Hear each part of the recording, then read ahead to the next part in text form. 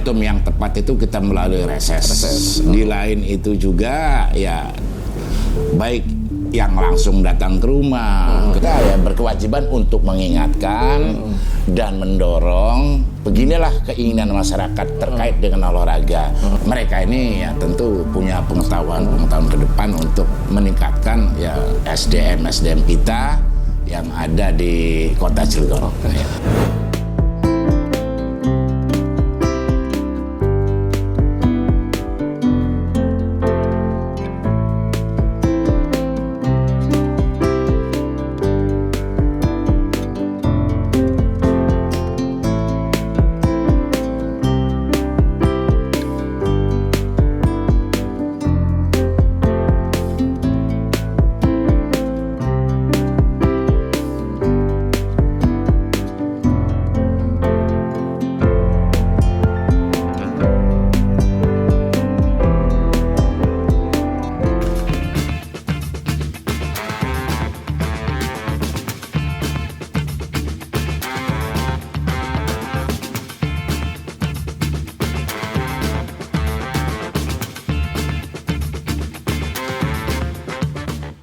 Assalamualaikum warahmatullahi wabarakatuh, Sobat Banten News. Ketemu lagi dengan saya Kijeng Laajifa, host podcast Banten News.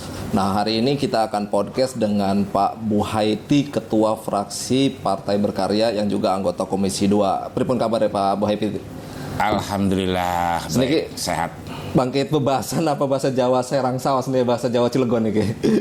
Ya campur aja, campur saja ya. Pak Buhaiti, ya. Saya pengen tahu sih cerita Pak Buhaiti di awal karir politik. Kan awalnya pengusaha nih, nah tiba-tiba terjun ke politik itu seperti apa ceritanya? Iya nih, alhamdulillah. Bismillahirrahmanirrahim. Assalamualaikum warahmatullahi wabarakatuh. Waalaikumsalam warahmatullahi wabarakatuh. Terkait dengan karir politik, berawal saya merasa terpanggil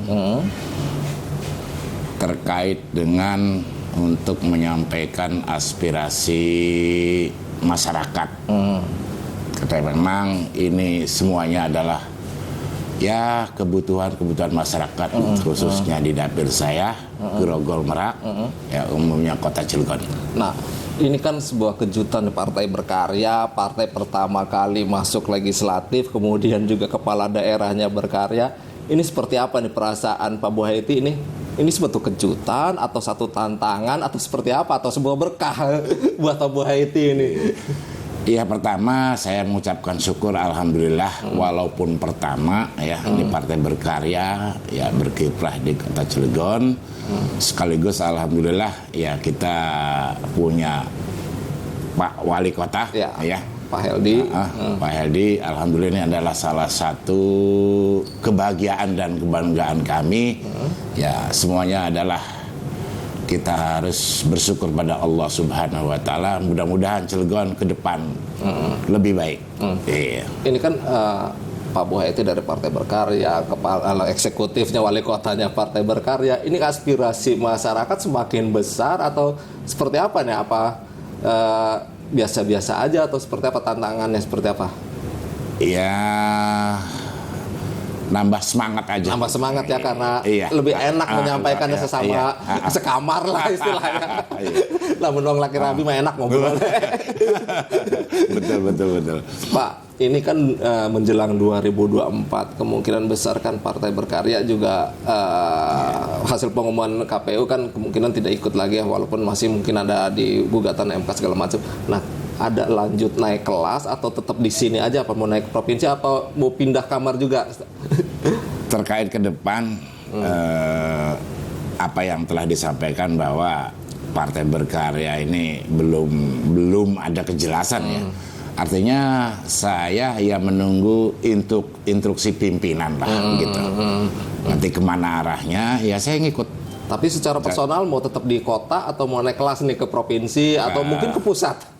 Kayaknya saya berpikir masih kerasan ning kota. Enak. Para korodulur ya. Para korodulur Kira-kira begitu. Iya. Pak, selama jadi anggota dewan hampir 3 tahun ini ya, 3 tahun lebih, apa sih kenangan atau pengalaman yang menurut Pak Buhaiti ini menarik dan ini mengesankan? Misalkan ada aspirasi warga yang akhirnya terrealisasikan seperti apa, atau ada tantangan atau harapan warga yang sampai sekarang perlu segera diperjuangkan, perlu direalisasikan, ada nggak? Ya. Jadi selama saya menjadi anggota dewan, ini pertama kenangannya alhamdulillah. Ya, pertama adalah banyak saudara. Banyak saudara, Ya, banyak saudara. Banyak masyarakat. Iya, dekat dengan masyarakat gitu. Tapi kalau masalah aspirasi sendiri dari banyak warga itu seperti apa, Pak? Apakah ada terpenuhi atau ada yang terpenuhi setengah atau ada yang belum terpenuhi masih diperjuangkan? Misalkan contohnya seperti apa misalkan? Ya, terkait dengan aspirasi masyarakat ini momentum yang tepat itu kita melalui reses. Di lain itu juga ya baik yang langsung datang ke rumah, ke kantor melalui WA itu kan termasuk aspirasi masyarakat ya. Tapi alhamdulillah ya, kalau memang dikatakan 100% sih belum. Tapi ya ada ya yang sudah terakomodir aspirasi masyarakat. Karena memang kita itu berkewajiban untuk menyampaikan ke eksekutif ya, memang melalui anggota dewan gitu ya. Pak, sebagai anggota dewan, ini kan tanggung jawabnya besar. Masyarakat itu tidak hanya kepentingan di tengah masyarakat, kadang-kadang urusan personal, anaknya gering segala macam, kita kan yang rumah segala macam. Nah, menghadapi dinamika seperti itu, ini seperti apa nih Pak Buhaiti? Enjoy aja nama saudara. Kita enjoy aja, tenang aja, ya wajar lah. Kita sebagai anggota dewan dipilih dengan masyarakat ketika ada hal-hal baik personal ataupun ya bersifat umum ya saya bikin enjoy aja.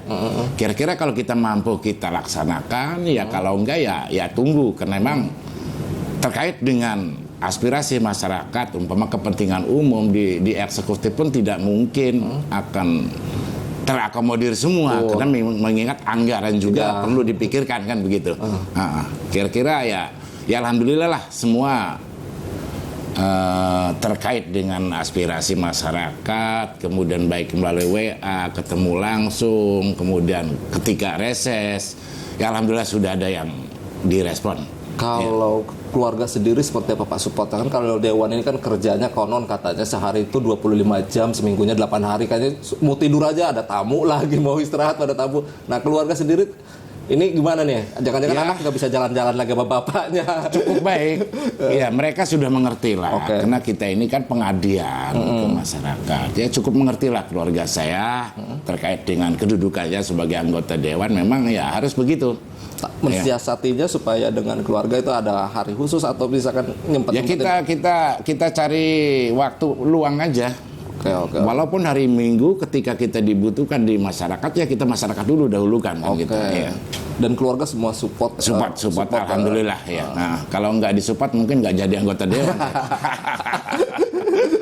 Kalau anak sendiri Pak ada yang mau meneruskan di jalur politik atau seperti apa, atau Bapak juga dorong yuk masuk ke partai politik, diajarkan politik, atau di Los Belah itu permen jadine? Ya itu nanti lihat perkembangan aja. Ya. Tapi sekarang udah ada tanda-tanda yang mau diajak ke politik atau seperti apa? Ya sekarang anak saya kebetulan 3 ya. Yang pertama sudah keluarga perempuan, yang kedua sudah lulus dari Umrah Wijaya, Malang. Ya. Nah ini ya mudah-mudahan aja bisa meneruskan tentang pengabdian terkait dengan ya politik di Kota Cilegon lah itu. Pak, kebahagiaan seperti apa sebagai seorang Pak Buhaiti sebagai politisi bisa memberikan pengabdian itu, bahagia seperti apa sih Pak? Kan kebahagiaan itu sebetulnya bisa diwujudkan orang baca buku, orang baca jalan-jalan atau bisa jalan-jalan, atau Pak Buhaiti kebahagiaan seperti apa di pengabdian itu? Ya tidak bisa terukur lah.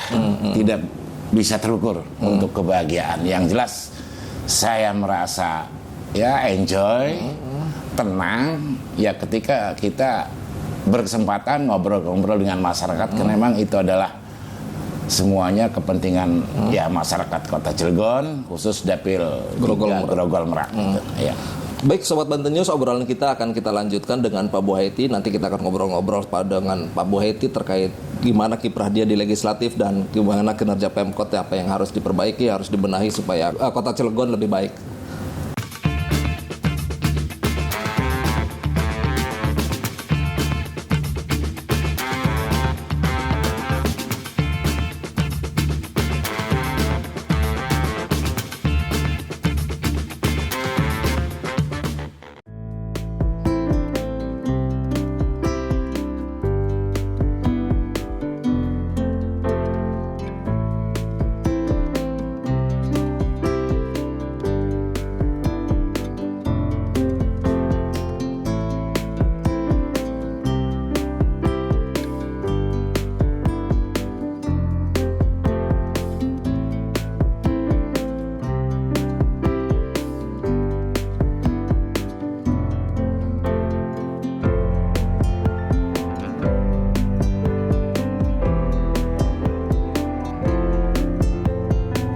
Harapan kami untuk Kota Cilegon di tahun 2023, mudah-mudahan Bapak Wali Kotanya terus memperhatikan masyarakatnya demi kemajuan Kota Cilegon. Mengenai BLT kemarin, kebanyakan orang-orang yang mampu yang sering mendapatkan, sedangkan para janda banyak yang tidak dapat, Pak. Untuk infrastruktur jalan, tolong untuk Bapak pemerintahan diperhatikan. Masih banyak jalan-jalan raya yang berlubang, sering banyak warga Kota Cilegon kecelakaan gara-gara lubang di jalanan. Untuk kesehatan sudah bagus Kota Cilegon dengan adanya BPJS, dan rumah sakit sudah memperhatikan BPJS, tidak memperdulikan BPJS atau tidak, tetap dilayani dengan bagus. Untuk pendidikan, Kota Cilegon nomor 1 sudah terbaik, honor guru sudah terpenuhi. Untuk warga Kota Cilegon, kami mengharapkan pendidikan para guru honorer diperhatikan lebih baik lagi.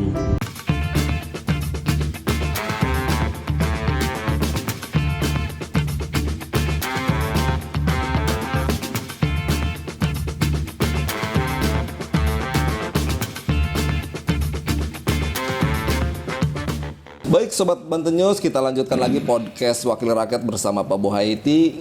Kita lanjutkan obrolan ini terkait dengan Pak Buhaiti sebagai anggota Komisi 2. Pak Buhaiti, mungkin masyarakat juga pengen tahu Komisi 2 ini menangani bidang apa saja sih, supaya nanti masyarakat juga kalau mau memperjuangkan hal ini, oh Pak, tepat nih dengan Pak Buhaiti nih, jangan misalkan masalah yang lain kok ke Pak Buhaiti minta diperjuangkan, kan supaya agak nyambung seperti apa? Ya, terima kasih. Jadi Komisi 2 kita punya mitra. Di antaranya mitra Komisi 2 itu adalah Dinas Pendidikan.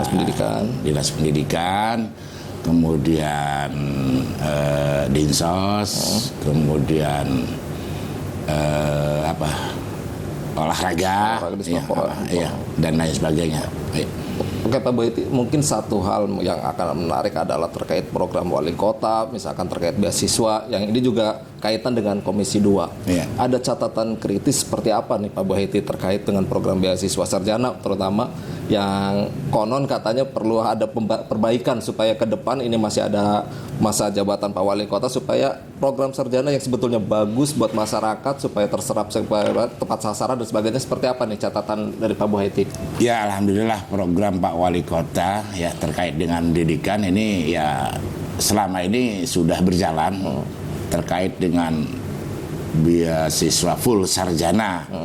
Ya, memang ini adalah salah satu program yang baik ya untuk masyarakat. Ya, alhamdulillah sudah berjalan gitu. Ya, kemarin itu ya 1.000 lebih lah sudah. 1.000 lebih. Iya. Nah. Kalau realisasinya dari dinas sendiri ada catatan nggak buat ke dinas, misalkan ini kan 1.000 orang mendapatkan beasiswa, siapa yang mendapatkannya, tepat sasaran atau tepat jumlah, tepat gunanya seperti apa? Jadi kalau terkait dengan sasaran ini, alhamdulillah karena memang ini adalah ya selalu disosialisasikan terkait dengan dinas pendidikan, karena memang itu ada aturan-aturannya, nah sehingga masyarakat ya paham, baik melalui kecamatan, kelurahan, ataupun RT RW program beasiswa full sarjana ini. Nah ini alhamdulillah ya banyak yang sudah masuk gitu. Yang menangani adalah ya dinas pendidikan gitu. Nah Pak itu mungkin ikut membantu mempromosikan ke masyarakat lewat Banten News. Kalau warga ingin dapat beasiswa itu seperti apa sih? Jangan-jangan masyarakat juga karena tidak ikut sosialisasi di kecamatan tidak tahu. Mungkin dengan Banten News ini kesempatan untuk mensosialisasikan. Kalau pengen dapat beasiswa nih harus lewat seperti apa? Apa bisa lewat Pak Buhaiti, kemudian Pak Buhaiti titipkan di dinas pendidikan, atau bisa langsung ke dinas pendidikan, atau ada online seperti apa? Ya pasti kita bantu terkait dengan itu, ya masalah-masalah bantuan pendidikan ini kita pasti kita bantu, karena memang di sana ada syarat-syarat tertentu. Memang ini ya pertama ini yang berkedudukan di kota Cilegon. Harus Cilegon. Ya, ini. Kemudian yang kedua adalah warga yang kurang mampu ataupun yang punya prestasi. Oke. Iya, itu kira-kira yang bisa masuk ke beasiswa full sarjana ini. Ya ada syarat-syarat tertentu lah. Akan tapi di dalam perjalanan sesuai dengan pembicaraan dinas pendidikan bahwa kalau memang di semester 2 itu IP-nya kurang dari 3, nah ini bisa sistem gugur. Sistem gugur. Oleh karena itu saya sebagai anggota dewan memberikan semangat ke masyarakat, kita belajar terus. Betul. Ya mudah-mudahan sampai dengan lulus sarjana S1. Supaya Ya, ini kan ada bantuan-bantuan dari pemerintah, ya harus kita manfaatkan dengan sebaik-baiknya. Nah ini gitu. Supaya dana pemerintah kemudian tidak dalam tanda petik sia-sia, udah dibiayain tapi nilainya jelek, kemudian sampai tidak lulus, itu didorong juga supaya IP harus di atas 3. Iya, itu perlu didorong. Ya. Pak, ini supaya sinergi antara pendidikan, kemudian salah satu problem di kota Cilegon juga adalah tenaga kerja. Nah, gimana mengkolaborasikan supaya lulusan sarjana-sarjana ini yang dibiayai pemerintah kemudian bisa menjadi tenaga kerja, syukur-syukur bisa menciptakan lapangan kerja seperti apa nih Pak? Harapannya memang begitu. Ya, mudah-mudahan ketika lulus dari sarjana atau S1, nah ini bisa pulang ke rumah, ya bisa langsung mendapatkan satu pekerjaan baik di industri ataupun di kepemerintahan ataupun wira swasta. Memang ya sudah dibekali dengan pemerintah dengan beasiswa itu, ya harus bisa dimanfaatkan dengan sebaik-baiknya.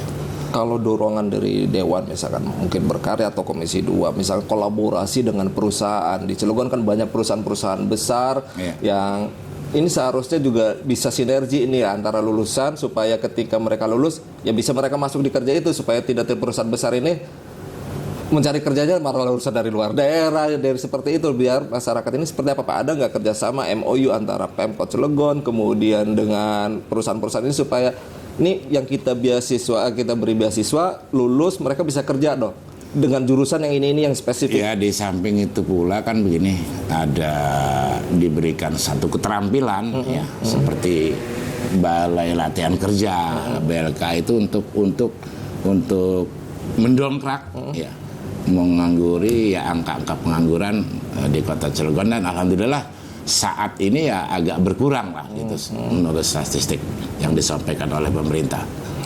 Gitu. Kalau dengan provinsi sendiri kan ini perguruan tinggi tidak harus, betulnya kan Cilegon itu Pemkot itu cukup pendidikan dasar aja SD dengan SMP. Iya. Kalau dengan provinsi minimal SMA aja. Saya dengar ada salah satu kecamatan di Cilegon ada yang belum punya SMA. Kalau nggak salah di salah satu kecamatan yang harus ya, seperti di kota di kecamatan Grogol itu kan belum punya SMA. Nah, SMK ya terutama SMK. Nah, itu koordinasi dengan provinsi seperti apa Pak? Misalkan ya, nanti itu kita dorong dinas pendidikan untuk memohon ya terkait dengan SMK ya kita koordinasi dengan provinsi. Ya mudah-mudahan yang belum ada tingkat SRA-nya setiap kecamatan ya kami selaku anggota dewan ya kita dorong. Mudah-mudahan di seluruh kecamatan yang ada di Kota Cilegon itu ada SMA dan SMK gitu ya. Karena memang ini SMK, SMA ini adalah kewenangannya dengan provinsi, bukan Kota Cilegon. Kota Cilegon. Kewenangannya ada di provinsi. Oleh karena itu ya harus banyak koordinasi ya untuk melaksanakan kegiatan-kegiatan pendidikan ya tingkat SLA tersebut. Ya. Pak, kalau terkait tadi selain pendidikan juga terkait olahraga. Dulu Cilegon punya klub sepak bola, kemudian sekarang udah dibeli artis, sementara stadionnya udah ada, tapi klub sepak bolanya aja nih nggak kedengaran lagi nih. Dulu ada Pelita KS, ada Cilegon FC. Sekarang seperti apa nih dorongan dari Dewan? Ayo dong, kan olahraga, apalagi sekarang lagi Piala Dunia, olahraga yang paling memasyarakat kan sepak bola. Sepak bola. Nah, seperti apa nih Pak? Serang punya, Pandeglang punya. Nah, Cilegon seperti apa? Ya mudah-mudahan ke depan Kota Cilegon dengan pimpinan ya Pak Wali Kota Pak Haji Heldi Agustian ini semoga terkait dengan sepak bola ya mudah-mudahan sesuai ya keinginan masyarakat, mudah-mudahan ya seperti yang semula gitu. Yang awalnya ada kenapa sekarang tidak ada? Oleh karena itu ya kita sebagai wakil rakyat kebetulan mitra ya punya mitra di dinas olahraga ya nanti kita dorong untuk menjalankan hal tersebut gitu. Iya kan olahraga yang paling memasyarakat kan pasti sepak bola. Sepak bola. Dengan dididik fanatik lah pokoknya. Yang lain ngikut. Sekarang kan kalau susah kalau nggak ada klubnya, Cilegon ngedukung siapa ke? Nah, selain itu selain sepak bola, apalagi nih Pak olahraga yang perlu didorong di Kota Cilegon? Kemarin misalkan ada golok day, kemudian ada sebetulnya Cilegon punya banyak budaya, ada silat, ada segala macam. Nah, seperti apa nih dorongan Dewan terhadap Pemkot Cilegon supaya ini juga selain olahraga silat ini juga budaya masyarakat di Cilegon sebetulnya? Ya kita harus mendorong ya ke dinas terkait dengan olahraga ya.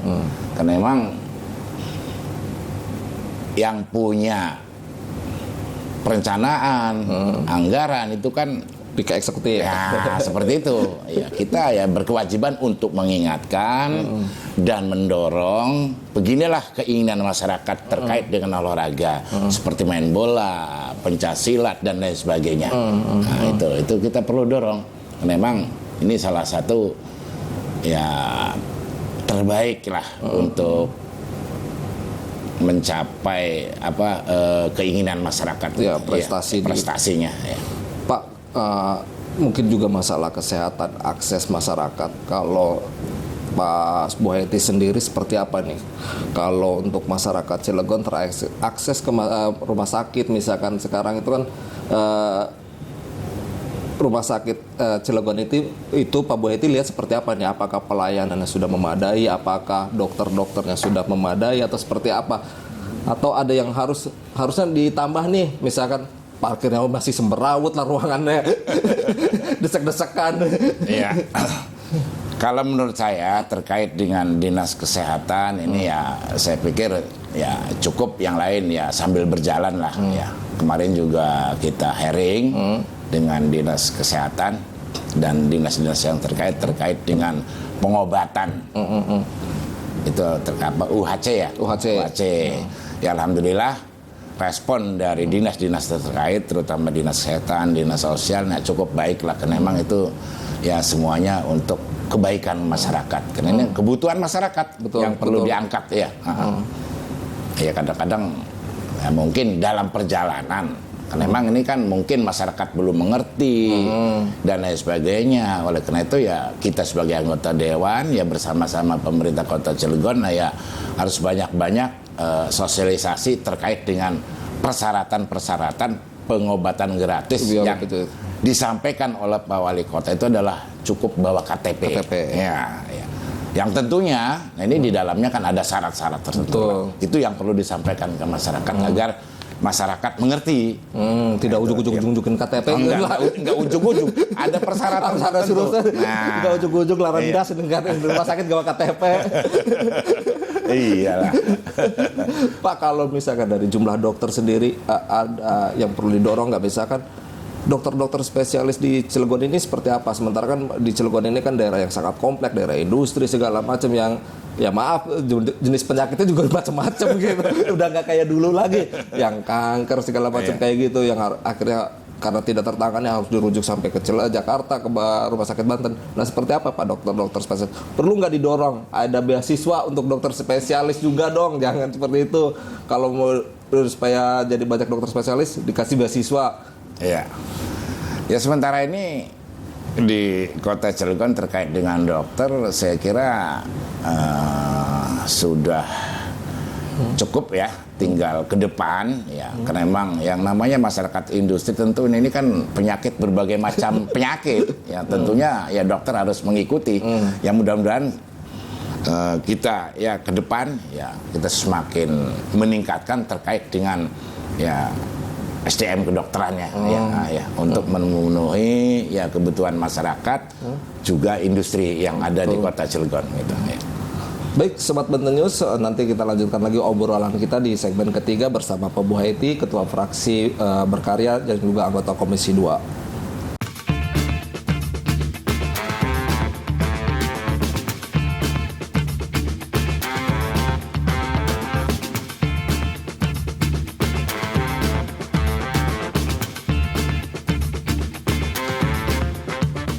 Baik, Sobat Banten News, masih bersama Pak Buhaiti di acara podcast Wakil Rakyat. Pak Buhaiti, mungkin ini segmen yang terakhir. Ada harapan nggak Pak Buhaiti secara personal, kemudian mungkin harapan di 2024 jangan lupa kayak gitu. Atau harapan juga ke masyarakat, harapan ke Pemkot Cilegon supaya semuanya menjadi lebih baik, personal lebih baik, Pemkot Cilegon lebih baik, dan masyarakat juga menjadi lebih baik. Harapannya seperti apa? Ya, kita sebagai anggota DPRD Kota Cilegon tentu harapan-harapan kita ke depan ya semuanya ya baik kita sebagai anggota dewan dan pemerintah, masyarakat. Nah, ini ke depan ya mudah-mudahan lebih baik ya daripada tahun-tahun sebelumnya kan gitu ya. Misalnya secara spesifik, misalkan seperti apa sih dinas, misalkan di dinas pendidikan, di dinas kesehatan, apa yang perlu dibenahi mungkin di dinas pendidikan, apa nih yang perlu dibenahi nih, misalkan tingkat SDM-nya, gurunya misalkan yang harus ditingkatkan, atau tadi misalkan bidang kesehatan, SDM kedokterannya perlu ditingkatkan. Nah, kalau di pendidikan seperti apa nih? Ya. Kalau terkait SDM di pendidikan, ini kan guru-guru itu kan kita ada program sertifikasi. Ya, ini nih perlu, karena memang itu adalah profesionalnya guru untuk meningkatkan SDM-nya. Ya, ada sertifikasi dan lain sebagainya. Itu semacam untuk meningkatkan ya kemampuan lah, kemampuan guru ya untuk menghadapi atau untuk menyampaikan ilmu pengetahuannya ke anak muridnya, gitu. Kan kalau misalnya di daerah lain ada beasiswa untuk calon guru TK dan PAUD. Nah, ada dorongan nggak supaya dari Dewan juga ini supaya calon-calon guru TK PAUD ini jangan cuma lulusan SMP, SMA doang, tapi juga sarjana, seperti karena ini pendidikan yang paling dasar, paling awal seperti itu. Tapi menurut saya terkait dengan guru-guru yang ada di PAUD atau TK ini kebanyakan ya S1 lah. Kalau yang SLA itu kira bisa dihitung dengan jari ya, saya lihat di masyarakat Kota Cilegon. Ya, walaupun di kampung saya tanya gurunya itu S1. Ya, walaupun ya S1-nya itu kadang-kadang dari ya macam-macam jurusan gitu. Dari olahraga, agama. Cuma ya itu ya nggak apa-apa lah. Ya nggak apa-apa lah. Kita kan bisa nanti dibina sambil jalan. Yang jelas mereka ini ya tentu punya pengetahuan ke depan untuk meningkatkan ya SDM kita yang ada di Kota Cilegon. Ya. Mungkin kalimat terakhir Pak Buhaiti, kesempatan kepada sahabat Banten News, kepada pendengar podcast ini, apa pesan atau harapan Pak Buhaiti? Kalimat yang terakhir apa? Harapan saya tentu kita sebagai anggota DPRD Kota Cilegon ya mudah-mudahan ke depan masyarakat Cilegon itu lebih sejahtera. Ya, Karena memang ini adalah untuk membahagiakan masyarakat. Ya. Oke, terima kasih Sobat Banten News, terima kasih Pak Bu Haiti, selamat bekerja, makasih semoga banyak. semuanya sukses. Banten Terima News. kasih para pendengar Sobat Banten News. Assalamualaikum warahmatullahi wabarakatuh. Kita ketemu lagi di acara podcast Waalaikumsalam. Wakil Rakyat selanjutnya.